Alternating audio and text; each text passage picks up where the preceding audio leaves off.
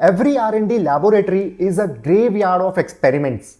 Some ideas fail technically and some work perfectly but have no customers yet. Most eventually disappear. But occasionally, one experiment survives long enough for the environment to change in its favor. This video is about that hidden asset in a company which, once realized, can make a fortune for the shareholders.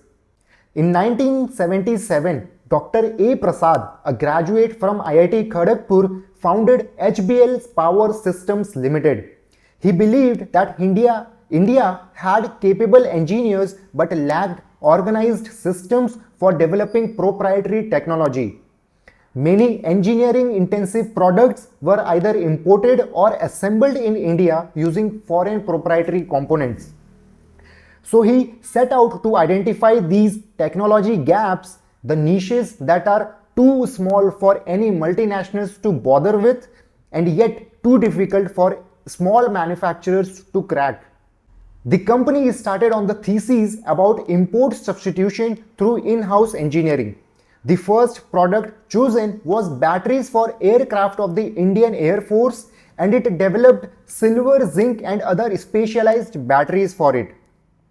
Then in 2000s, it expanded into nickel-cadmium battery and developed batteries for submarine, torpedo, missile, railways and industries.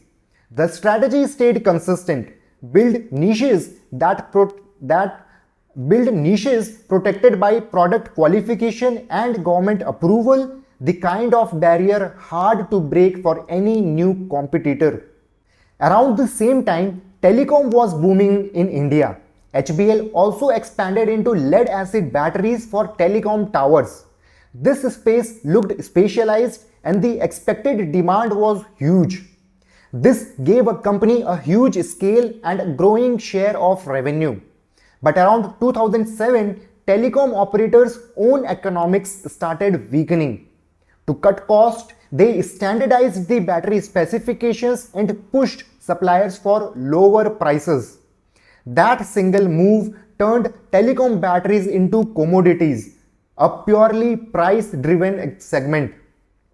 By FY21, telecom contributed more than 50% of overall company's total revenue, and as telecom kept growing as a share of HBL's business, the company's overall financial performance began looking average. For FY21, HBL's revenue was 900 crores, pre-tax operating profit margin was 3% and pre-tax return on capital was just 6%. Any analyst looking at these numbers would call it a below average business and would estimate the future numbers to be in a similar line. But turns out in FY26, the revenue increased to 3,300 crores with pre-tax operating profit margin at 32% and pre-tax return on capital at unbelievable 55%.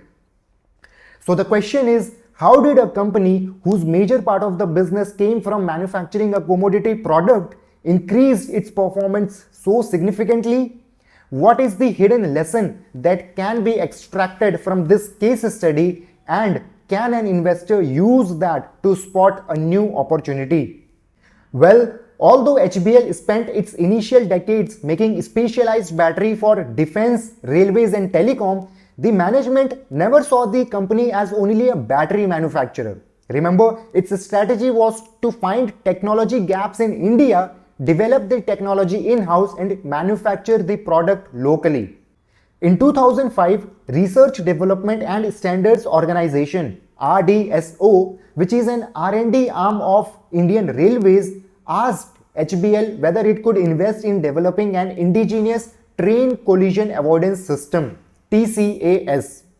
TCAS is an automated system that continuously monitors train speeds and automatically applies emergency brakes if the driver fails to respond to danger or near crash. There was no funding from RDSO. HBL had to figure it out from its own money.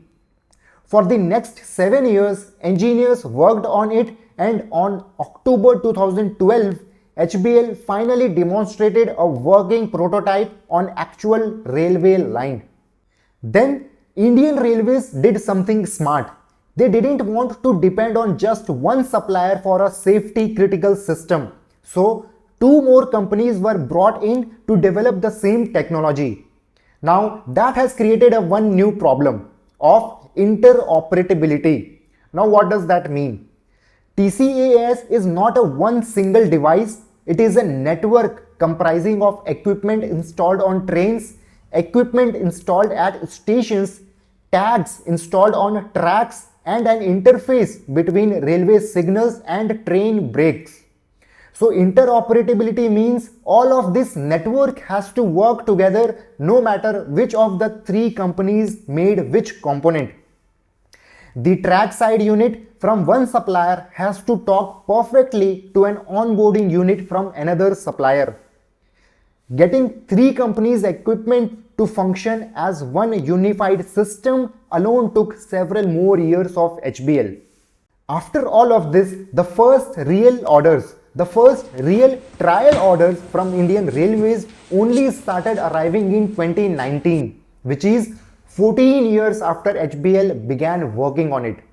In 2020, government renamed TCAS to Kavach and adopted it as a national automatic train protection system. And only in 2022, Kavach became a commercial business. But the story doesn't end here. Just as Kavach got approved and started scaling, Indian Railways changed the specifications. The initial version of Kavach was built to protect trains running up to 110 kilometers per hour. Railways now wanted it for trains running up to 160 kilometers per hour. It took HBL 2 more years to rebuild Kavach to new specifications, and in 2024, HBL became the first OEM to successfully demonstrate the new system on an actual running line.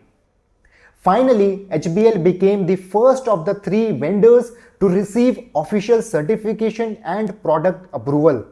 So this new technology, which was almost non-existent before FY19 in contributing to HBL's revenue, was generating revenue of more than 1,600 crores in FY26.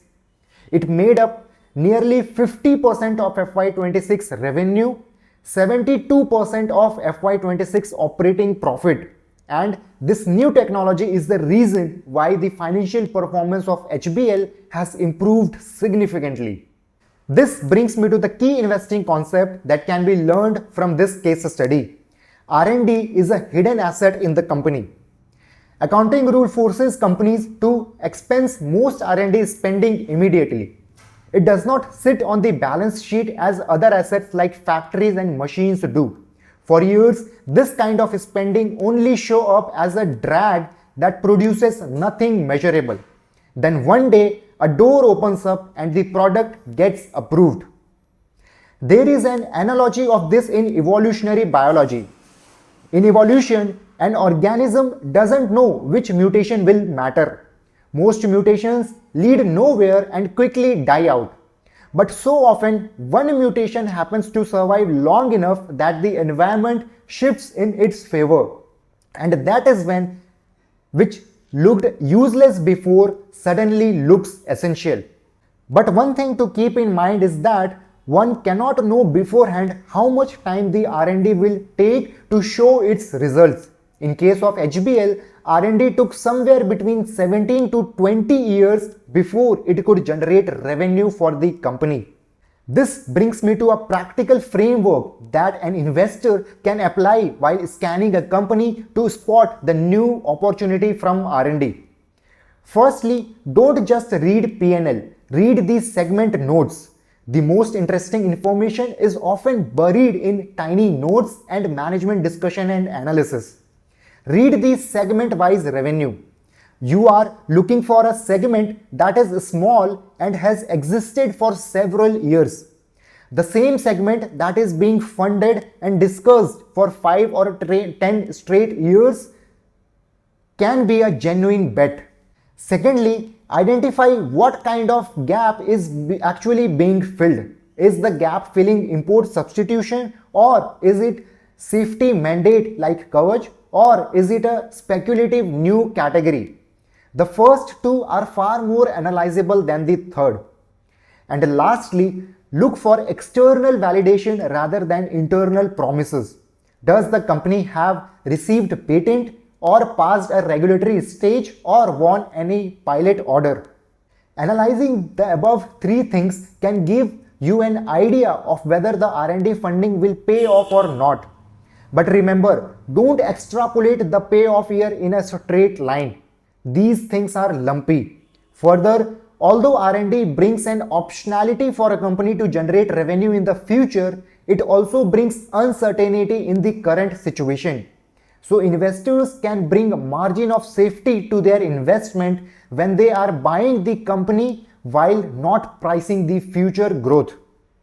This brings me to the end of this video, and I hope this video was valuable to you.